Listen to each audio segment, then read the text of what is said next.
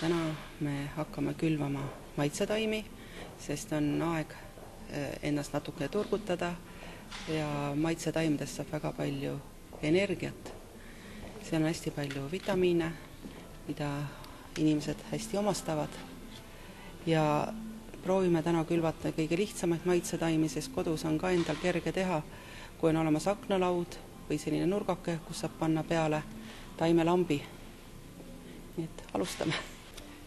Kõige tähtsam on olemas maitsetaime muld, millega täidame poti. Meie elu on tehtud hästi selliseks lihtsaks ja mugavaks. Müügil on tulnud sellised toredad maitsetaimed, mis on seemnepaberil. Selleks on vaja võtta üks pott, täita 3/4 potti mullaga, ilusti ära niisutada ta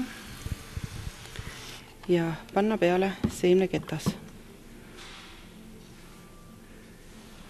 Niisutame ilusti ka seemneketta ära, sest et seemned saaksid ilusti idanema hakata.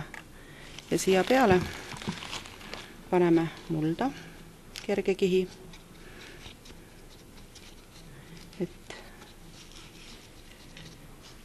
ja niisutame ka mulla ära. Ja nädala jooksul hakkavad seemned juba idanema, tulevad rõõmsalt välja. Üks võimalus on ka teha külvikasti, mis on müügil sellised toredad minikasvuhooned. See on põhimõtteliselt samamoodi nagu poti täitmine. Oluline on teada, kui seda külvikasti täita, et ääred ilusti alla suruda, et vesi ei uhuks seemneid siia äärtesse. Nii kaua, kui seemned ei ole üles tõusnud, oleks hea külve piserdada pritsiga. Siin külvikastis on kasutatud veel peal mulla asemel vermikuliiti, kuna vermikuliit hoiab väga hästi niiskust ja kui tõusmed tõusevad, ei teki ka siin selliseid tõusmepõletikke ega haigusi. Kui siin minikasvuhoones külvata, siis on mõnus ka panna peale, mida siin on külvatud.